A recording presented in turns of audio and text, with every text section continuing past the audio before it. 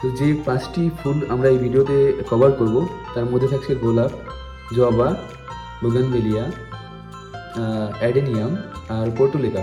তো এই 5টি ফুল মোটামুটি সারা বছরই ফুল দেয়, আর এরা খুব অল্প পরিচর্যাতেও বেঁচে থাকে। খুব অল্প কষ্ট করেও গাছগুলোকে আপনি বাঁচিয়ে রাখতে পারবেন। তো এই জন্য এই 5টি ফুলকে বেছে নেওয়া। তো চলুন শুরু করা যাক ভিডিওটা।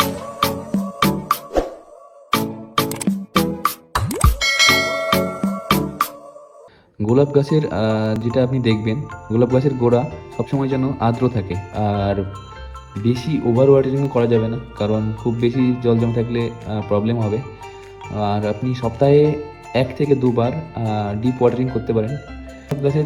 গোলাপ গাছকে আপনি সবসময় রোদে রাখবেন না, কারণ বেশি রোদে রাখলে গোলাপ গাছে ফুল খুব বেশি থাকে না, ফুল ভালো আসে না। সারটা চুজ করতে চান তাহলে এটা একটা বেস্ট চয়েস হতে পারে। 10-10-10 or 12-12-12 nitrogen, phosphorus, potassium, NPK এটা আপনি ইউজ করতে পারেন। তো এটা খুবই কার্যকরী হবে। আর অর্গানিকে যদি আপনি যেতে চান তাহলে আপনি অবশ্যই কম্পোস্ট, ভার্মি কম্পোস্ট, বোন মিল, তো এগুলো ইউজ করতে পারেন। জবা ফুল একটি বহুবর্ষজীবী গাছ। আপনি এই গাছটাকে রোপণ করে এর থেকে অনেক বছর ফুল পেতে পারেন, আর এটা সারা বছরই ফুল দেয়। তো খুবই প্রয়োজনীয় একটা ফুল গাছ। তো জবা ফুল গাছ রোপণের জন্য আপনি এমন একটা জায়গা বেছে নিতে পারেন যেটা যেখানে সবসময় রোদ পাবে। আর একটু এইটা দেখবেন, নিশ্চিত করবেন যে এর নিচের দিকটার মাটি এটা যেন আর্দ্র থাকে, কিন্তু পিচ্ছিল বা ভেজা নয়, একদম প্যাচ প্যাচে ভেজা যেটা থাকে ওরকম যেন না হয়। আর যদি এটা আপনি টবে রোপণ করেন তবে এটা নিশ্চিত করুন যে টবের নিচে যেন জল জমে না থাকে, জলটা যেন ঠিকঠাক করে বেরিয়ে যায়। তো জবা ফুল গাছের জন্য মোস্ট কমন যে ফার্টিলাইজারটা আপনি ইউজ করতে পারেন সেটা হতে পারে এনপিকে 765। তো বোগানভেলিয়া গাছের রোপণের জন্য আপনি এমন একটা জায়গা বেছে নিতে পারেন যেখানে সারাদিনই প্রায় রোদ থাকে। আর এর মাটিটা যদি আপনি বেলে মাটি অথবা দোআঁশ মাটি এরকম টাইপের বেছে নেন তাহলে গাছের জন্য খুবই ভালো হয়। আর এটা নিশ্চিত করবেন যেন গাছের গোড়ায় জল না দাঁড়ায়, ঠিকঠাক করে ড্রেন হয়ে যায় জলটা। আর এটার সারের যদি কথা বলি আমি, তাহলে আপনি এটা কম নাইট্রোজেনযুক্ত সার, যেমন এনপিকে আপনি 666, 888 এটা ইউজ করতে পারেন। এছাড়াও আপনি যদি ফুলের জন্য ইউজ করতে জানেন 2-10-10 এটা ইউজ করতে পারেন। অ্যাডিনিয়ামকে আপনি অ্যাজ এ ফ্লাওয়ারিং প্লান্ট এবং বনসাই দুটো পারপাসের জন্য ইউজ করতে পারেন।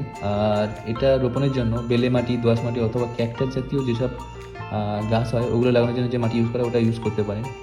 আর খেয়াল রাখবেন অ্যাডিনিয়ামের গোড়ায় যেন জল না জমে থাকে, খুব ভালো ড্রেনিং ব্যবস্থা থাকে, জলের নিকাশি ব্যবস্থা। আর গাছটা যেন সবসময় রোদ পায়। কখনো কখনো আপনি গাছে জল স্প্রে, গাছের পাতায় ফুলে জল স্প্রে করে দিতে পারেন। আর ফার্টিলাইজারের জন্য আপনি এনপিকে 10-10-10 20-20-20 এভরি 2 to 4 উইকসে ইউজ করতে পারেন। অযত্নের ফুল নামে পরিচিত পর্তুলিকা, এটা অনেক অবহেলা সহ্য করেও বেঁচে থাকতে পারে।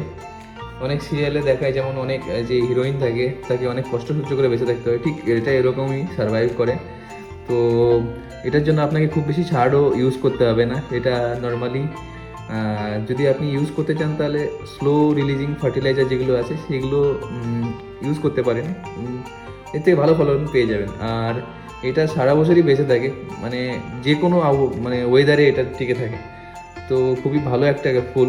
আর এটা আপনি এর ডাল থেকে আপনি যে নতুন চারা পেয়ে যাবেন। আপনি আপনার ছাদ বাগানে স্থান দিতে পারেন এরকম কিছু গাছ নিয়ে আমরা আজকে এই ভিডিওটা করেছিলাম, যেটা গলিফ স্ট্রিটও খুব ইজিলি পাওয়া যায়। তো লাইক করে দেবেন ভিডিওটাকে, শেয়ার করবেন আর সাবস্ক্রাইব করবেন। Why don't you love me, love me, love me? Touch me, touch me, touch me.